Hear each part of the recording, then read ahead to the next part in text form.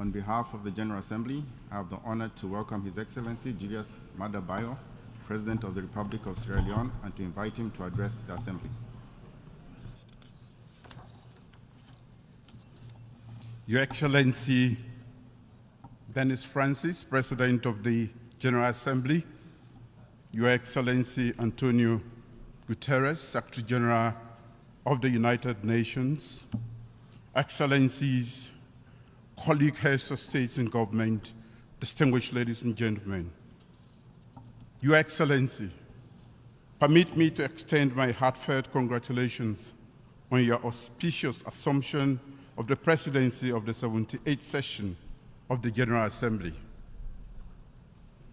My delegation and I stand unwaveringly by your side, committed to fortifying the bedrock of global unity during your tenure. I offer my profound respect and gratitude to your predecessor, Mr. Saba Kurusi of Hungary, whose deft stewardship of the 77th session is a guiding beacon for all.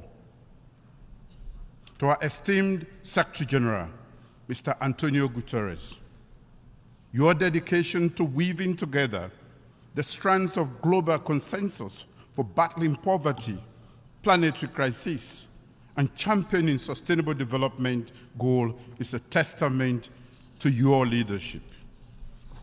Mr. President, the soul of Sierra Leone, echoing the spirit of Pan-Africanism, resonates with the clarion call of this year's theme: rebuild trust and reignite global solidarity. A testament to our enduring democratic spirit was showcased on June 24th, when in free, fair, and peaceful multi-tier elections, the Sierra Leonean people elected their leaders across various tiers of governance. My re-election as president for a second final term serves not merely as an endorsement of my leadership, but a solemn testament to my government's commitment to fashioning a Sierra Leone that thrives as a united, peaceful, and dynamic bastion of hope and opportunity. A nation where our aspirations for abundant jobs, food security, quality education, and equitable healthcare are not mere dreams, but manifest realities, where justice and opportunities are not mere prerogatives of a few, but the birthright of all. Mr. President, in the face of global upheavals, from the pandemic to geopolitical tensions exemplified by the war in Ukraine and the ensuing food crisis, my first term stood as a beacon of our commitment to democratic freedoms and human rights. We rooted out the unpleasant legacies of the past, repealing antiquated laws such as the seditious libel statute that lingered for half a century. We consigned the death penalty to the annals of history and charted bold advances against the scourge of corruption. Our devotion to education was unambiguous. Over 800,000 new learners were introduced under our aegis, and we significantly augmented domestic educational funding, ensuring it constituted an average of 22% of our national budget. We championed an ethos of radical inclusion, providing unfettered and tuition-free access to quality primary and secondary school education for all. In our unwavering commitment to dismantle the barriers of gender inequality, my administration declared a state of emergency on the heinous crime of rape and sexual and gender-based violence. Sierra Leone urged the global community for solidarity on access to justice and remedies for survivors of sexual violence and the recognition of November 18 by this General Assembly as World Day for the prevention of healing from sexual exploitation, abuse, and violence. Our Gender Equality and Women's Empowerment Act of 2022 shows our commitment to equality. With this act, I've proudly inscribed our nation's pledge to reserve a minimum of 30% of seats in elected and appointed offices for women, ensuring equal employment opportunities, lengthening maternity leaves, and compelling our financial institutions to chart pathways that amplify women's access to financial resources that they so rightfully deserve. As I step into my second term, Mr. President, my government has carved out 5 pillars that guide our national development trajectory to spur sustainable development and social progress. Food security. 1, food security, intertwined with investment in agriculture, is poised to not just to feed our nation, but to fuel job creation, propel economic growth, and alleviate the weight of poverty. 2, human capital development, meticulously crafted for the modern era with a special lens for gender equality. 3, youth employment scheme. This promises our younger generation that their energy, passion, and ambition will find fertile ground in Sierra Leone. 4, cutting-edge technology and infrastructure program.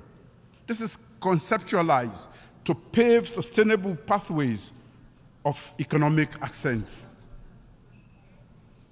And a thorough revamp of public service architecture, refining its essence for utmost efficiency, professionalism, and service delivery. SDGs towards peace, prosperity, progress, and sustainability for all. Mr. President, 78 years ago, the United Nations was born from the profound understanding that peace, development, and human rights are inextricably intertwined. Each element nourishes the other, creating an equilibrium essential for global harmony. As we stand at this juncture, let us remember that the noble ambitions enshrined in the Charter of the United Nations to foster international cooperation, to confront and surmount challenges, be they economic, social, cultural, or humanitarian in nature. It is in unity and shared purpose that the promise of a brighter, just, and peaceful world is realized. The resonant theme of this General Assembly, therefore, opens a horizon of possibilities, beckoning us to harmoniously forge ahead in the shared pursuit of accelerating actions on the 2030 Agenda and its sustainable development goals towards peace, prosperity, progress, and enduring sustainability for all. Our world faces formidable challenges: widespread poverty, persistent hunger, the looming shadow of climate change, and the unsettling presence of sustained and emerging conflicts. To honor our 2030 Agenda for Sustainable Development commitments, member states of the United Nations must rekindle the fires of trust and galvanize a renaissance of global solidarity. Trust requires a harmonious amalgamation of our collective wisdom and resources. Solidarity mandates our unwavering cohesion, even when navigating different and opposing philosophical terrains. In pursuing the 2030 Agenda, we must resolve to leave no one behind. We must fervently champion inclusivity, recognizing the intrinsic value of every individual, irrespective of their circumstances. Progress has been made, but we acknowledge that the road ahead is challenging. However, this challenge also presents an opportunity for innovation and collaboration and reimagining our global priorities.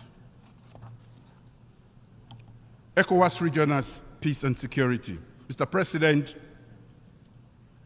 we view with deep concern the rising tides of insecurity and the subtle erosion of democratic governance and ideas in the West African sub-region and the Sahel. Sierra Leone raises its voice alongside our ECOWAS allies, expressing unequivocal dissent towards an extra-constitutional changes of government. Such challenges to the very bedrock of our democracy threaten the stability of individual nations and the fabric of our collective African identity. Why we stand united? It is not simply a call to maintain things as they are. Real stability and lasting peace don't come from resisting threats or building defenses. Instead, they arise from genuine, open conversations. True dialogue requires that everyone at the negotiating table must be ready to seek and find common ground. While we emphasize the importance of dialogue, we cannot ignore the crucial reality.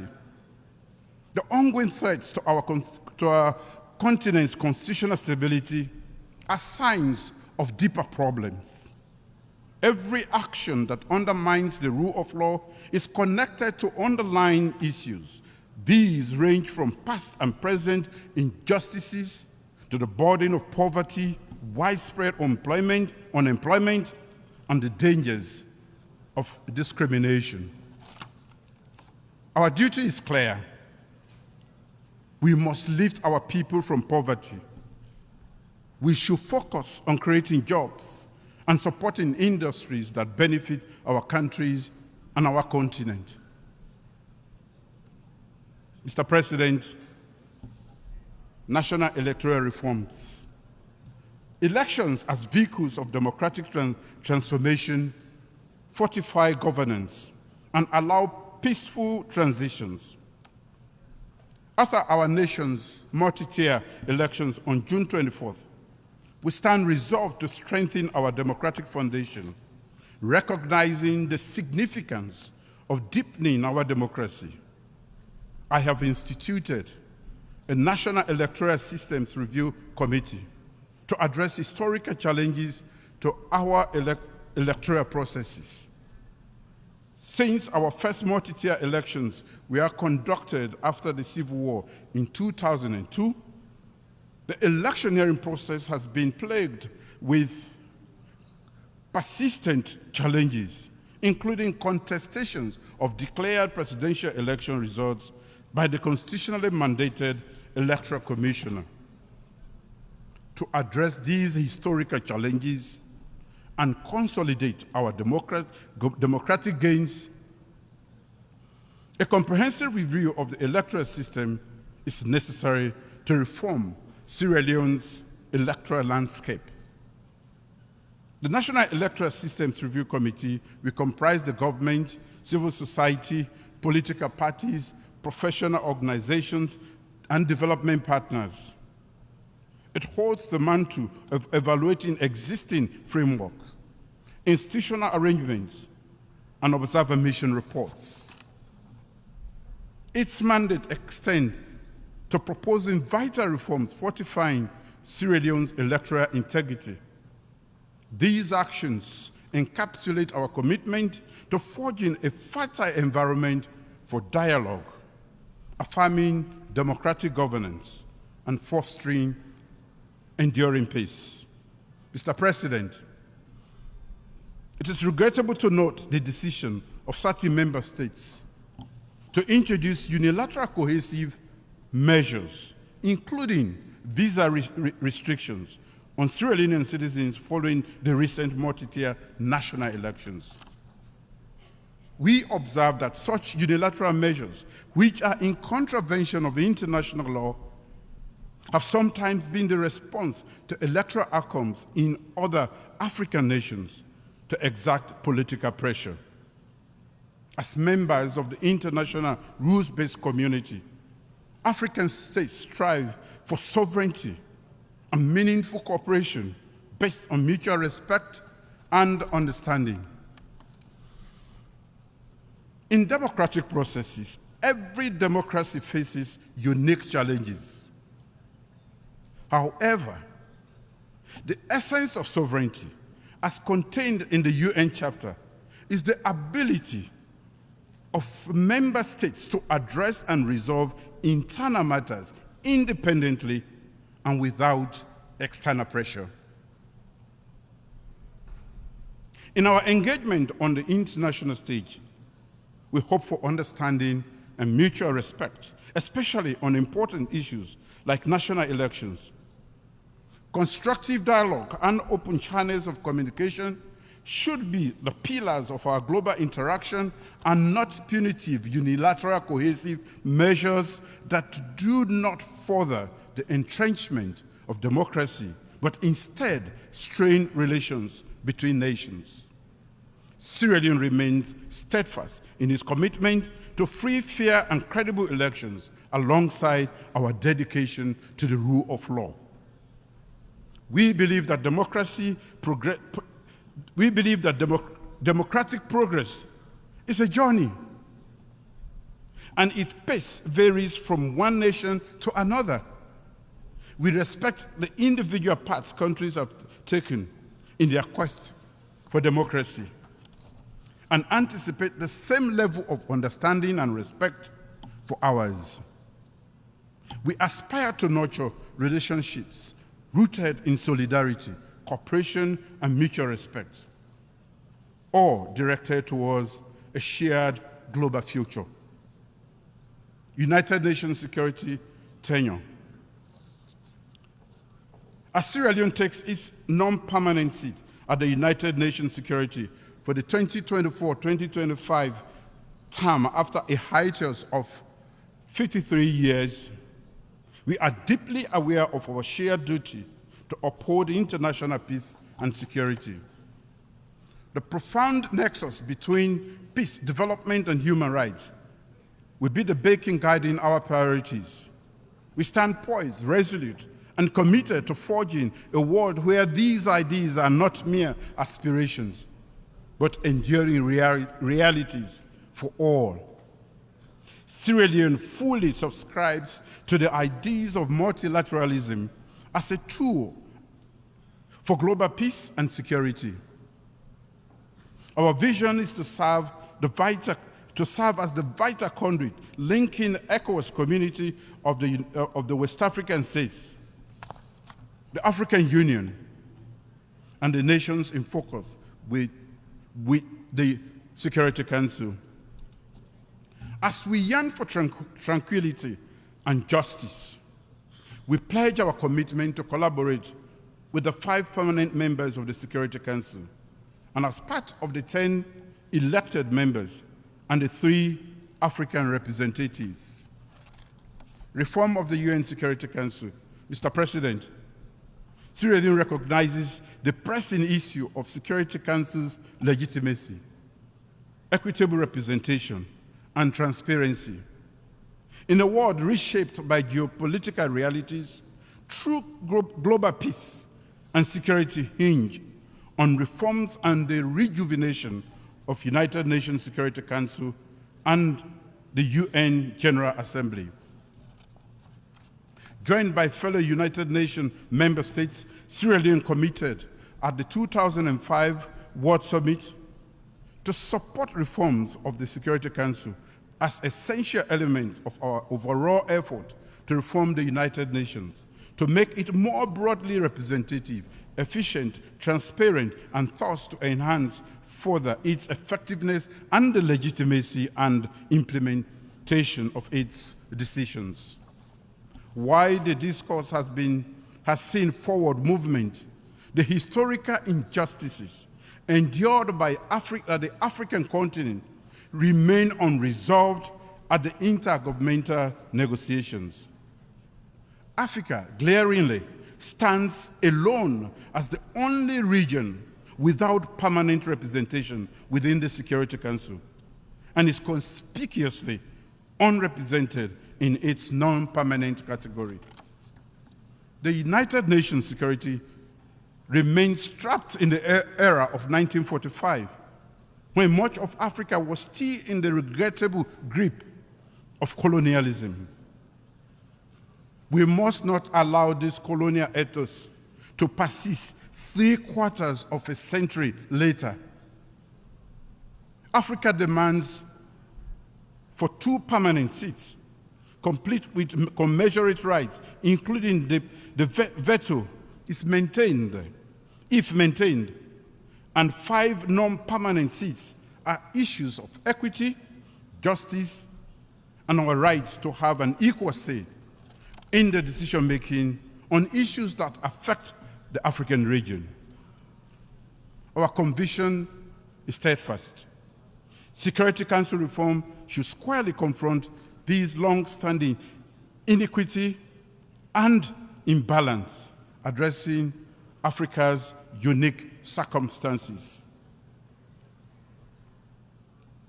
As the coordinator of the African Committee of 10 Heads of State and Government on the reform of the United Nations Security Council, Sierra Leone will continue to advocate and garner support among member states and other interest groups for the common African position as enshrined in the Eswini Consensus and SADC Declaration. We will also envisage infusing the working methods of the Council to instill transparency, accountability, democracy, and ultimately renewed legitimacy. Climate change. Mr. President, our collective pursuit of sustainable development confronts the triple planetary crises of pollution, climate change, and biodiversity loss. Despite contributing minimally to these crises, Sierra Leone remains intensely vulnerable to their repercussion, a reality compounded by our limited capacity to cope. Our National Adaptation Plan, launched in 2018 as an embodiment of our commitment, designed to have our vulnerability by 2030, it underscores risk awareness, regulatory enhancement, institutional empowerment, and gender-responsive adaptation strategies. Sierra Leone seeks equitable and timely access to climate financing.